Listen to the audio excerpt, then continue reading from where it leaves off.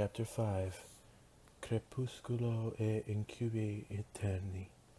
Poke, poke, poke. You'd think I'd probably be used to this kind of thing by now. I mused silently to myself as I dangled upside down in the air, a purple unicorn prodding me gently in the side while I spun in slow circles. Her violet eyes studied me curiously, her head tilted to the side in a cute manner as she watched me spin. Poke, poke, poke. Nearby, a light blue Pegasus hovered in the air, her wings flapping lazily. Her mane and tail were a gorgeous rainbow hue, each color blending into the next. Her eyes watched me with suspicion. Her front legs crossed in front of her chest. The range of flexibility these bunnies have never ceases to amaze me. Poke, poke, poke. A small purple and green lizard stared up at me, its mouth agape. Its eyes were as wide as saucers, a look of wonder on its face. Or was it fear? Confusion? I couldn't tell. I didn't have much time to study his expression before I spun around again, and my back was to it. Poke, poke, poke. Okay, this is getting old rather quickly. I would swat at the little annoying purple pony, but my hands were still bound by rope. I was surprised that my wrists weren't rubbed raw yet, with how long I had had the ropes around my wrists. Instead, I took to glaring at the unicorn every time I spun in a direction. Unfortunately, it didn't seem to work. Poke, poke, poke.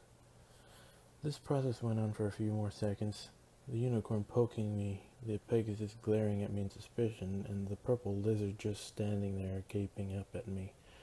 I was forced to hang there, spinning slowly, and take it. Finally, the poking stopped, and the unicorn put her hoof back down on the ground. She leaned back, tilting her head the other way as she continued to stare up at me. The Pegasus blew part of her rainbow mane out of her eyes before zipping over to her friend's side. At least, I'm assuming they were friends. "Why the buck would Princess Celestia send you a human?" she asked, her eyes still boring into me, although it wasn't as icy as before. "I don't know," the unicorn said, her face scrunching up in confusion. If the situation was different, I might actually find it a little cute. Maybe her letter will explain more. Her horn glowed brighter as a scroll with a golden seal rose up in front of her, with me still dangling upside down like a piñata. She broke the seal, unrolled the parchment, and began to read. As her eyes darted across the page, taking in what was written there, I took the time to study my new environment. The new room I found myself in was completely circular in shape, although some parts of the walls jutted out, creating corners and edges. The walls, ceiling, and floor were all made out of wood. Some parts of the walls had what appeared to be bookshelves carved out of them. There were also regular bookshelves placed in one part of the room. Hundreds of books filled every nook and cranny. It reminded me of a library. A staircase ran along the wall, heading up to a second-floor balcony that had more bookshelves carved into the wall. There were also doors positioned all along the balcony as well, indicating that there were more rooms that were hidden from view. Another staircase ascended further up, meaning that there were even more floors above what I could see. The place looked weird, almost like the entire structure was carved out of the same piece of wood. As I spun around again, I caught sight of a tree branch outside of one of the windows, only it wasn't pointing towards the window, but away from it. It was almost as if my eyes widened as a realization finally hit me. I glanced around quickly again, confirming my suspicion. This entire place is inside of a tree. We're in a carved-out tree. The tree in question must have been huge. The entire place was about the same size as an average house back home. Either that or it was bigger on the inside. I was broken out of my stunned stupor by the sound of the unicorn clearing her throat. My back was currently towards her, so I couldn't see her expression, but I could still hear her when she spoke. Apparently this human caught Princess Celestia's eye, and she thought that it would make a fine gift for me. She said to think of it as... There was a slight pause, followed by rustling noises. As I spun to look at her, I saw that she was looking back at the letter. To think of it as a belated gift for my ascension to the position of princess. I shot her an incredulous look before my body turned again and she was lost from view. This annoying pony, who had just spent the last 15 minutes poking me in the side, was a princess? You have got to be shitting me. What do? Give out the position to anyone they like? His name is indicated by the handler that she purchased him from as Max. Although it may change it that if I want. They don't know his actual age, but he appears to be in fine health. She continued, her eyes slowly moving down the scroll as she took in each detail. As I turned to face the Pegasus, I saw that she was floating lazily on her back, a bored look on her face.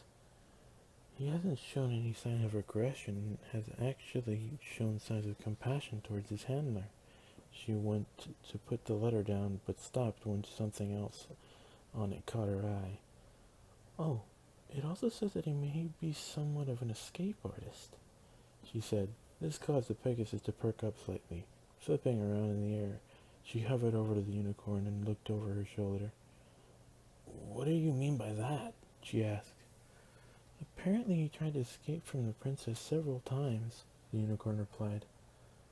That's kind of funny, actually, the Pegasus said with a smirk spreading across her face. It disappeared, however, when she shot me an inquisitive look. Why does the princess think you need a human, though? It says here that she believes it will test my skill at dealing with stress, as well as less intelligent creatures. So the human is supposed to be some kind of test?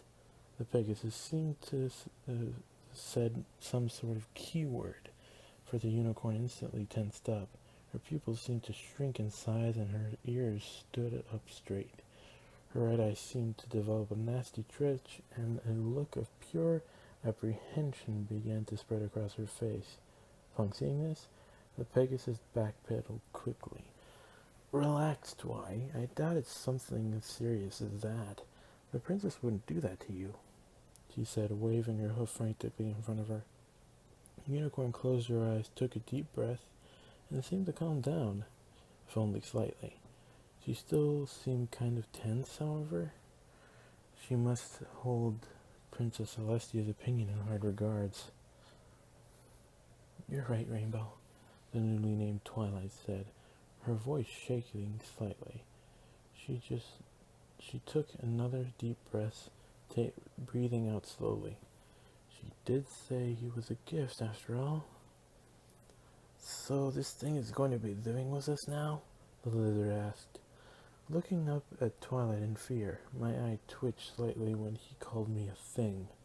Great, I thought, rolling my eyes when my back was to the trio. Not only can Lizard Boy talk, but he apparently doesn't like humans that much. It looks that way, Spike, Twilight replied. Spike glanced between me and Twilight, horrified. Oh, don't look like that, Spike, Twilight chided softly after seeing his fearful expression. It's not like he's going to eat you. Despite Twilight's best attempts to ease the situation, Spike continued to look fearfully at me. Twilight sighed heavily. I'll tell you what, she said as she nuzzled the side of Spike's head. You run into the kitchen and grab yourself a bowl of ice cream from the freezer. Then head up to bed. I'll be right up behind you shortly. The lizard's face lit up instantly, and he scampered across the room towards the door that I assumed led to the kitchen. He was pretty eager to get out of the same room as me. I watched him go with a little sadness in my heart. Not only because he didn't like me, I couldn't care less what the little talking lizard thought about me, No, it was the nuzzle that Twilight had given to him before he left. It reminded me of the way Sunny had nuzzled my head at the palace. It had only been a couple hours ago, but it felt like a lifetime right now. Spike emerged from the other room, a small bowl clasped in his claws. Quickly hurrying up the stairs, he shot me one last glance down at me. I rotated enough to look him directly in the eye before he disappeared from view. All I could see in his eyes was fear. Well, at least I don't have to worry about him. I mused, slowly turning so my head was once more toward the stairs. If he was scared of me, it was likely that he would try to avoid me as much as possible. After the lizard, I mean Spike, had disappeared up the stairs, the two mares began to talk again. The Pegasus, revealed to be Rainbow, flew up to me and began to circle with me. Matching my speed, her eyes roamed my body as she took in everything. Yes, I do mean everything. I could feel her eyes lingering on a certain part of my body for a bit longer than totally necessary, a small blush slowly spreading across her face, her eyes narrowing slightly, and a smirk formed on her face. You know, she said slowly, her eyes locked on her target. The princess knows how much you tend to overwork yourself, and she must know how much stress you've been under lately. Maybe she sent him as a way to help you relieve some of the stress, if you know what I mean.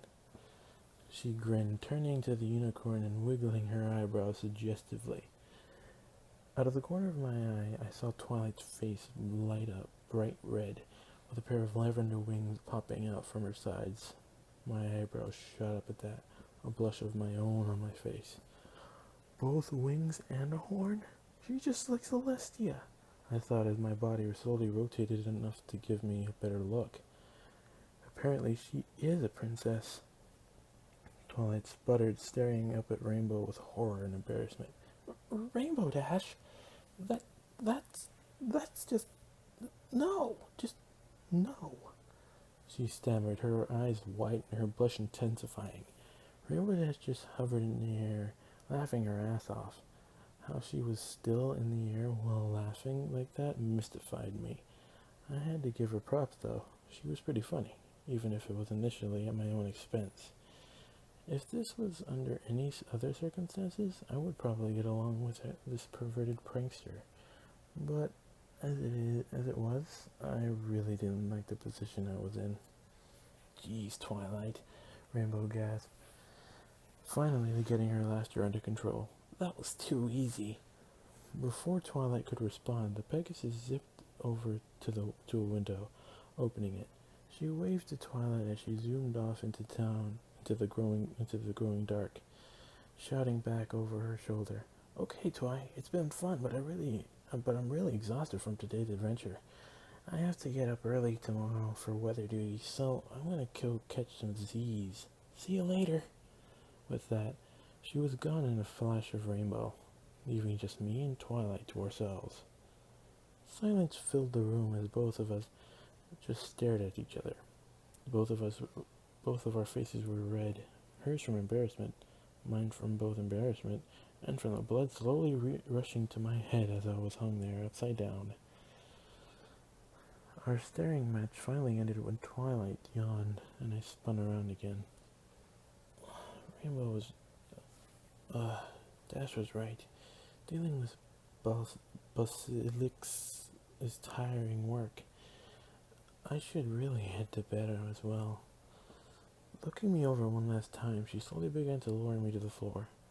Let's get you settled in first for right now, and I'll deal with this tomorrow. Released from her magic, I collapsed unceremoniously onto the ground. As I sat up, I became aware that Twilight had taken a hold of a leash attached to my collar. Let's find a place to tie you up for the night, she said to me, trying to stifle another yawn. I did nothing but sit there, unwilling to move. It really didn't matter to me what she did or where she put me. I already had a plan. Doesn't matter where you stick me. The first chance I get, I'm taking this collar off and I'm making a run for it. No point in sticking around here longer than I have to. Okay, but first, let's get your new collar on. My body tensed at her words, and my heart skipping a beat. New collar? I watched as Twilight shifted around in the crate for a second, before pulling out a collar. I blinked in surprise. I didn't even know that was there. The first collar was immediately removed from around my neck with a flash of magic, only to be replaced by a new, more comfortable collar.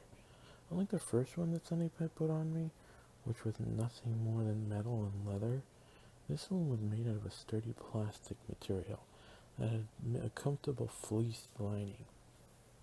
The plastic part was the same color as Twilight's coat, maybe a bit darker. It had a golden tag attached to it, but I couldn't read what was etched onto the surface. I didn't really care, however.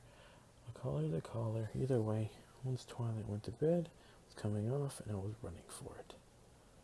Twilight latched the leash onto the new collar, and I smiled, satisfied with her work. There, that looks lovely, she said as she began to lead me towards one of the nearby doors. As it opened, I saw that what looked like a flight of stairs descending into the dark depths of the earth. Oh, great. She's shoving me into the basement, I thought, trying to suppress a snort of annoyance. We headed down the steps, and I found myself in another circular room, this one filled with odd machines, boxes of books and papers, and other odd knickknacks. A tarp covered something large along the far wall, dust slowly collecting on the blue surface. There was no window down here. The only light was coming from the flickering bulb hanging from the center of the ceiling. There was what appeared to be a closet carved into the wall, filled with various cleaning supplies. The whole place felt cramped. Leading me to a clearing on the floor, Twilight hooked the leash onto the wall, pulling some dusty blankets out of the nearby box. She shook them out before arranging them on the floor near me. I sneezed several times as the dust cloud floated in front of me. When she finished, she turned and looked at me. Her eyes fell upon my bound hands, and a small frown flashed across her face. Screwing up her face in concentration, her colon began to glow brightly. With a flash of light, and the ropes around my wrist fell to the floor. I just stared down at my now free hands, flexing my fingers. They had been bound since I was first picked up in the desert.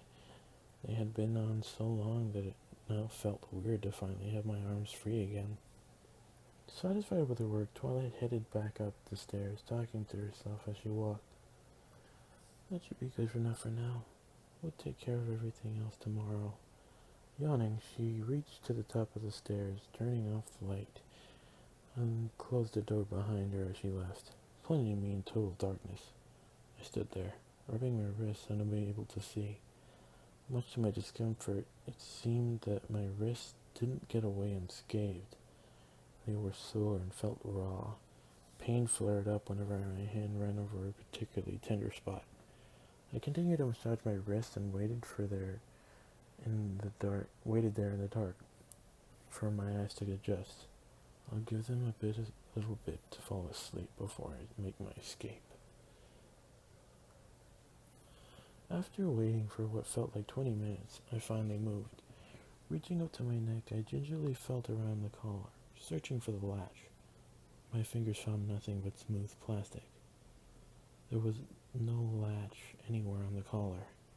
I ran my hands along the collar for a second and a third time, searching for some way to remove it. There was nothing there. How the hell did she get it on me? I thought as I tugged fruitlessly at the collar. It was too small to slip up over my head, and there was no buckle to unclasp.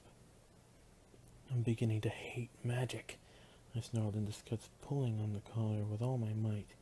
It didn't budge, and all I managed to do was dig the plastic in the back of my neck, giving up on getting the collar off, and I instead turned my attention to the leash, Running my hand around the collar again, I found where the leash and the collar met. Fiddling around with my fingers, I attempted to remove the leash from the collar itself.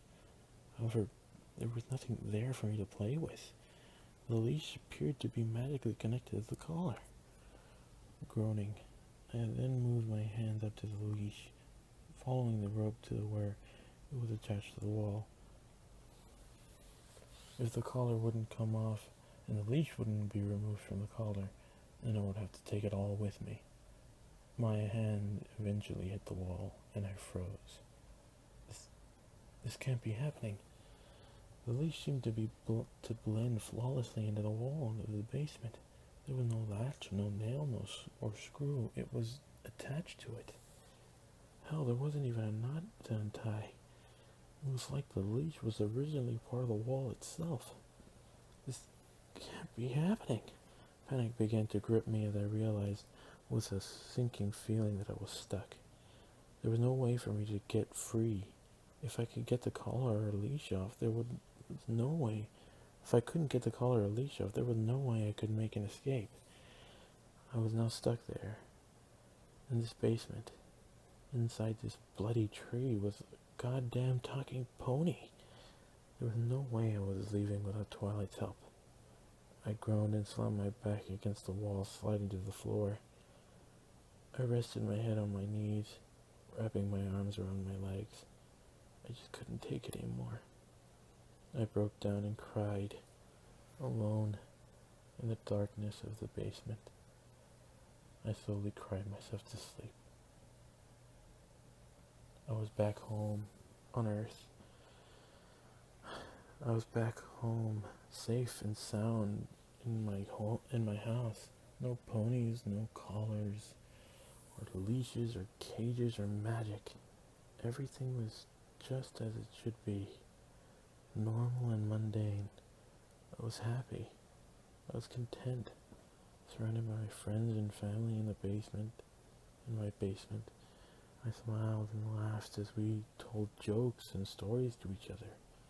We enjoyed each other's company, and as we ate and drank, not a care in the world. Nothing could possibly ruin this moment, I thought as I raised my plastic cup to my mouth, a large smile on my face. I had just taken a sip when there came a knocking on the front door. Placing the cup onto the coffee table, I stood from the couch and walked up the stairs to the door. I opened it, a smile on my face as I prepared to greet whoever was behind it. I blinked in surprise, however, when I saw that no one was there, only the howling dark. With a wordless howl, the darkness burst through the doorway, tearing at my clothes and limbs, grabbing my arms and legs, as it attempted to pull me out of my home, my safe haven. I struggled desperately, grabbing the door frame as I fought for my life. I heard my friends screaming and shouts as they rushed to my aid, grabbing me. They attempted to pull me back into the safety of the house. The darkness didn't like this turn of events. A piercing scream rent the air as the darkness lashed out, striking my friends down. It immediately set upon them, tearing their skin off as one would do so to clothing. Their blood-curdling screams filled my ears as I watched in horror. The darkness continued to claw at their bodies, tearing them to pieces before my very eyes. Not satisfied with simply tearing them limb from limb, the darkness continued to manipulate my friends' bodies. Slowly they began to piece them back together, only they didn't look remotely like humans anymore. They were being reassembled as ponies.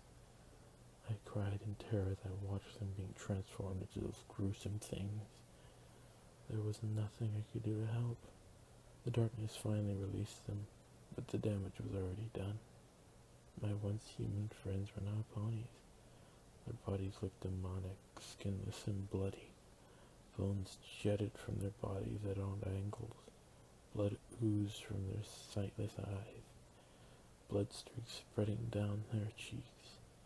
Turning towards me, they glared at me with a hungry look, hatred on their faces.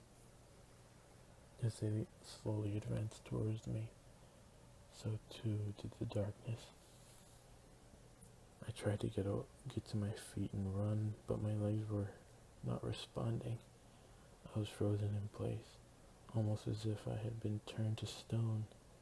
Unable to run, unable to defend myself, I simply stood there and wept. Crouching down, the demonic ponies launched themselves at me, howling like wolves. I screamed as their teeth sunk into my flesh. I fell backwards into the waiting ocean of darkness. I couldn't move, couldn't see, couldn't breathe. I was trapped in the darkness, surrounded by screams of thousands of tortured souls. I was dying, and there was nothing I nor anyone else could do about it. As my life slowly left my body, a voice whispered in my ear. It sounded tired and weak, as if it had lived a great many lives, great many years.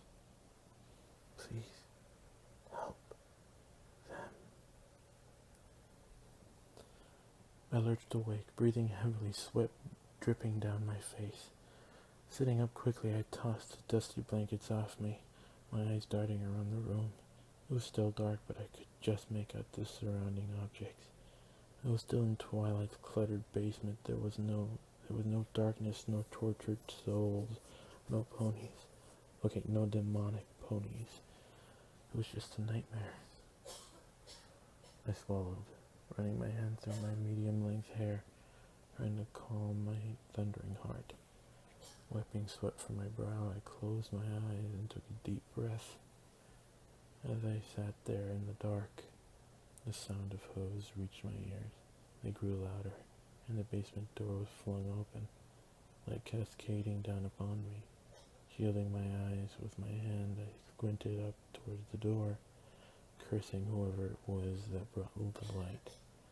Twilight appeared, humming happily to herself as she trotted down the stairs.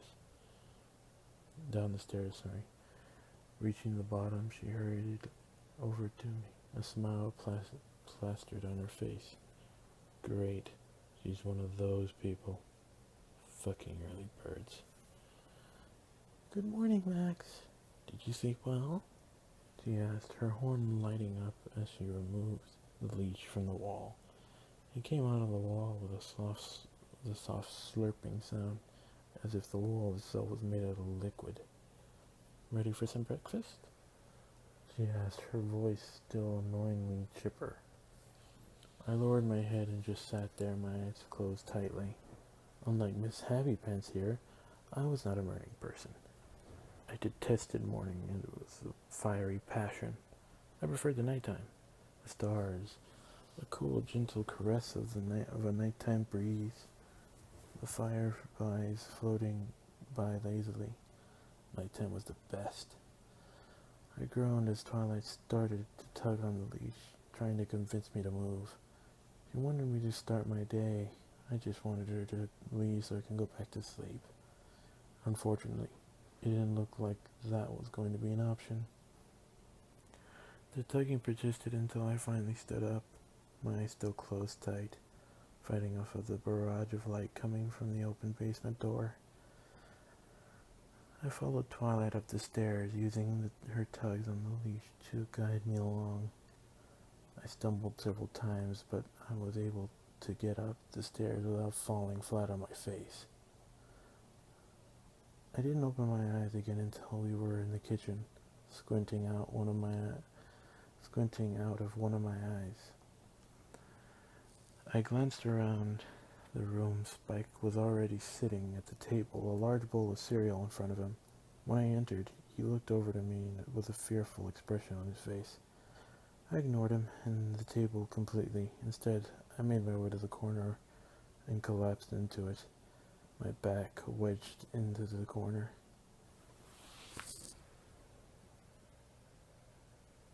I had just drifted. I just started to drift off once more when I was interrupted by a light tapping on the side of my leg. Growling softly, I cracked open an eye and glanced down. A bowl of diced apples floated beside me, encased in a pink aura. Every couple of seconds it would bump against my leg. I stared at it for a moment, not having the motivation to reach out and grab it. The tapping increased in both tempo and force, as apparently Tata became more and more frustrated. I chanced a quick glance over to her direction and saw her eating her own breakfast, looking at me with an annoyed expression on her face. Eventually, a loud growl emanated from my stomach, causing both Twilight and Spike to flinch. With that, I reached out and snatched the bowl out of her magic. I slowly began to eat, not really tasting the apples, as my mind was still hazy in my half-asleep state, as my jaw worked on autopilot. I stared blankly into space, trying to get my brain working. With my escape attempt last night foiled by the goddamn magic collar and leash, I was having to rework my plans. Hopefully there would be more chances to escape later on today. I froze, a piece of apple halfway in my mouth. My face scrunched up slightly in confusion. Why the hell am I so hell-bent on escaping? Shouldn't I be working on showing them I'm intelligent? Because, whispered the voice in the back of my head, you don't know what they do to you if they find out that you are. They might just deem it in everyone's best interest to have you killed. Please, I thought, popping another slice of apple into my mouth. If the government got a hold of something unknown, especially a possible alien, they would do everything in their power to protect and study it. They would want to keep it alive. If I offer them effort to help them, they'll probably me as well. That's how it works. Maybe back home, the voice encountered. But in case you haven't noticed yet, we aren't exactly on Earth anymore. We don't know what these ponies do to the unknown. That seems fairly nice, I argued weakly, chewing slowly. This seemed to make the voice laugh. Remember those 2 weeks of hell? I sat there, chewing my food as I silently argued with myself. The more I tried to push for revealing myself, the more my inner voice countered. When I finally mentioned the best way they could possibly study me efficiently was via lobotomy, I decided that I should probably play this stupid a little while longer.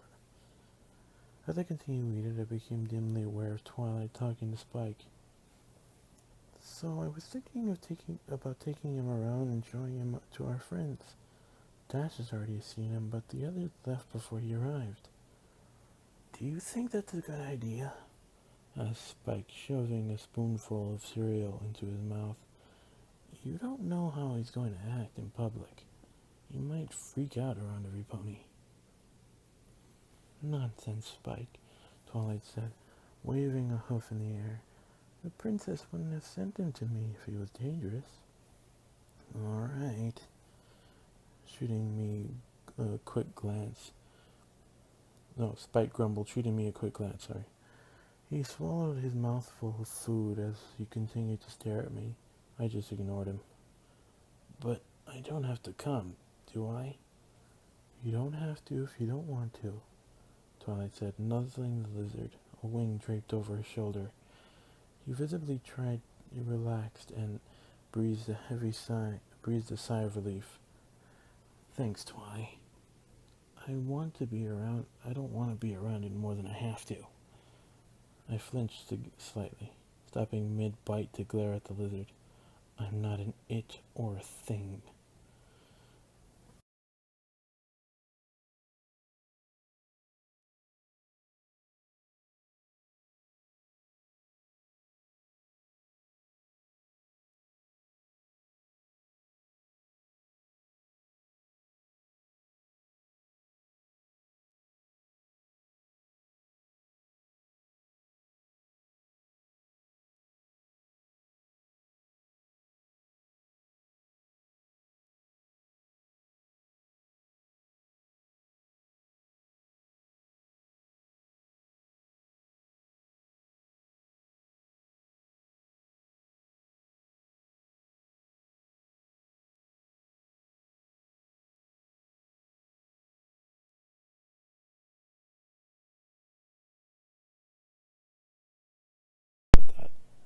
Toys?